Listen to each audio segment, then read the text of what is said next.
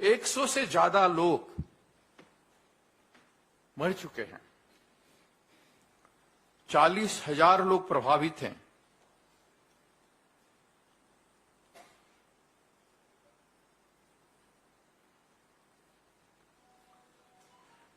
बहुत सारे इनोसेंट लोग मिल नहीं रहे हैं, कहां गए उनका पता नहीं मिल रहा है। 209 रिलीफ कैंप्स अभी ऑपरेशन में है। लगभग 1700 हाउसेस पूरा डैमेज हो चुका है और अभी भी चल रहा है। 20,000 लोगों को शिफ्टिंग किया गया है। और एक बहुत ही गंभीर बात, जहां सरकार हो वहां ऐसा नहीं होता है।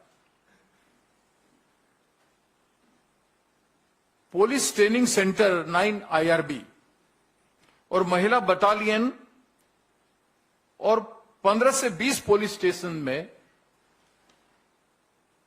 आर्मरी का लूट हुआ है।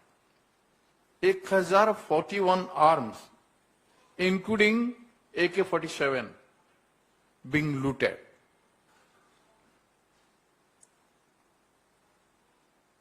और उसमें वापस भी हुआ है 284 आर्म्स रिकवर हुआ है, वो वापस किए हैं। और अभी तक 757 आर्म रिकवर नहीं हुआ है। क्रॉस फायरिंग आर्मी और सू फोर्सेस के बीच में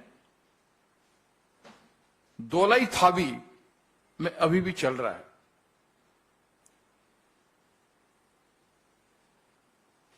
अभी तक टेंशन चारों ओर है।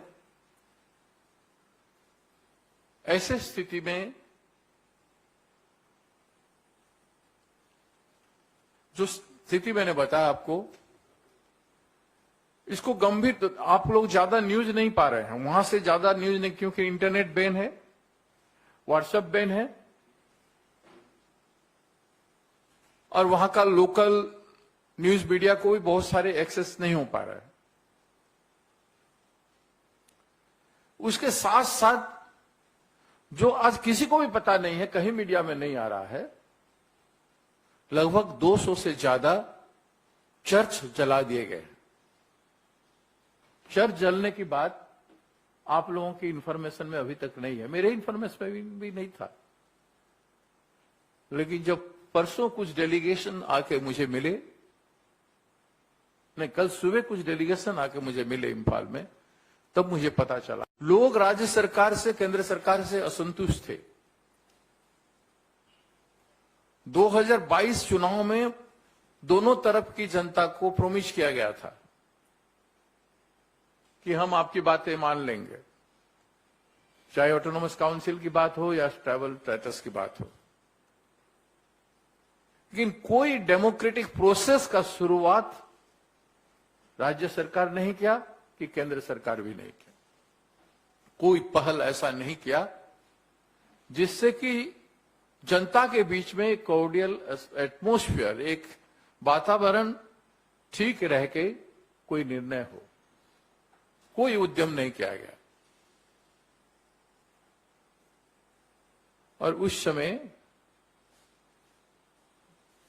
हिल में असंतुष्ट था, वैली में भी असंतुष्ट था। और चुनाव जीतने के लिए 2022 में जो सू फोर्सेस हैं, जो सरेंडर में थे, जो मिलिटेंट ग्रुप सरेंडर किए थे, उनको गवर्नमेंट ऑफ इंडिया ने 16 करोड़ रुपीस रिलीज किया था और उनको आर्म के साथ छोड़ दिया था to move on the election. जो मणिपुर का इलेक्शन कह रहा था कि वहां बीजेपी नहीं आ सकता है, लास्ट तक हमारे नेता जयराम जी और हम वहां पे कैंप कर रहे थे। जयराम जी, सलमान खुर्शीद जी गए थे, दोनों आके चीफ इलेक्शन कमीशन के पास कंप्लेन भी किए, लिख के दिए कि यहां सू फोर्सेस गन लेके ओपन घूम रहे हैं और वोट उस आधार पर हो रहा है एक आदमी मर चुका है, कई लोग घायल हैं, हॉस्पिटल में लगभग 100-150 लोग थे। एक आतंकित वातावरण में चुनाव किया गया और आज वो आतंकित वातावरण आज जब है, वो भी राज्य और केंद्र सरकार के आंखों के सामने उनके प्रशासन में हो रहा है। आप चुनाव, इलेक्शन कमीशन को निरपेक्ष चुनाव करने नहीं दिए। जनता का मैंडेट में भय था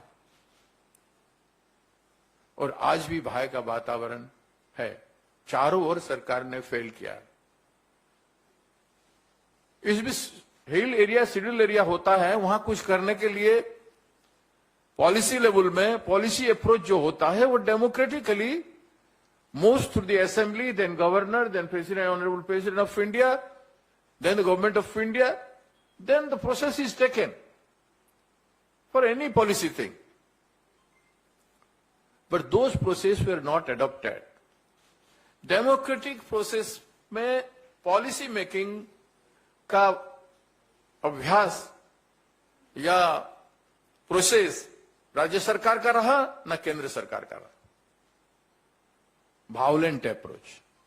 BJP party believes in the violent approach in the policy making, like their violent approach in the election period. Violent and aggressively at any cost. They do not believe in systematic democratic approach and systematic work under the constitution. तो constitutional framework जो permit करता है उसके तहत काम नहीं करते हैं। यह प्रूव हुआ है इस इंसिडेंट से। इस इंसिडेंट से पहले खुद सीएम ने प्रोवोकेट किया।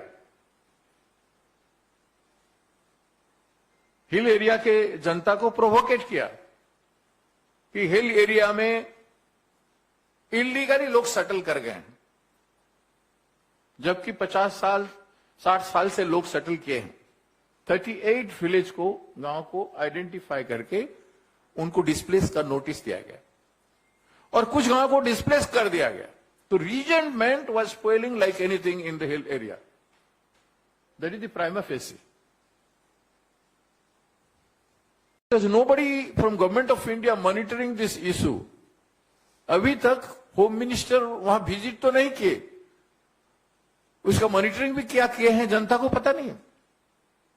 अभी तक प्राइम मिनिस्टर ट्वीट तक नहीं किया। इससे बड़ा दुख की बात क्या हो सकता है। हमारे देश का एक हिस्सा है मणिपुर, आदिवासी हो, मैतेई हो, ये सब आपके हैं, देश के हैं, और उनका ख्याल रखना, उनको प्रोटेक्शन देना संविधान का काम है, सरकार का काम है। जो नहीं कर पा रहे हैं आप, उल्टा हो रहा है। तो इसका मतलब क्या है, अर्थ क्या है? Whether the government of India and government of state they are existing or not. अगर हैं तो इस पर कार्रवाई क्यों नहीं हो रहा है? ये बहुत सीरियस मामला है। इसलिए इसको इमीडिएटली पीस रेस्टोरेशन के लिए भारत सरकार को पहल करना चाहिए। हमारा कुछ क्वेश्चन इसमें है, why has the Union Home Minister not visited the state of Manipur yet? Why has the Prime Minister not even issued an appeal for peace? What measures has the Union government taken to restore peace and save the lives and properties of the people? और जनता के लिए हमारा demand है immediate relief measures, including treatment of the injured, evacuation of the displaced from the camps. जो Meitei people है वो सूर्यचंद्रपुर में जिस कैंप में है, that cannot become a safe place. So they should be evacuated from the tribal area to the valley area. And tribal people are in the valley camp in the valleys, and the police camp in the valleys. That is also not safe place. So that is why they should also be evacuated, which is not taking place. Some civil society organizations have started doing evacuation work.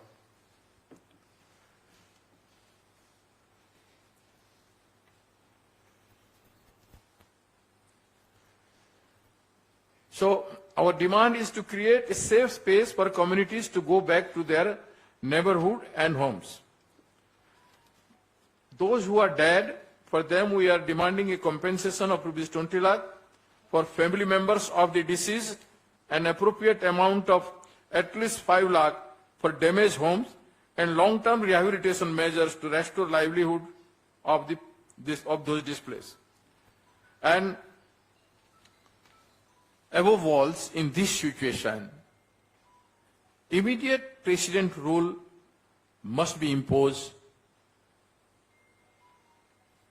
to stop this incident which is going on now also. And that is, this is the negligence, and president rule will be there, then everybody would become serious.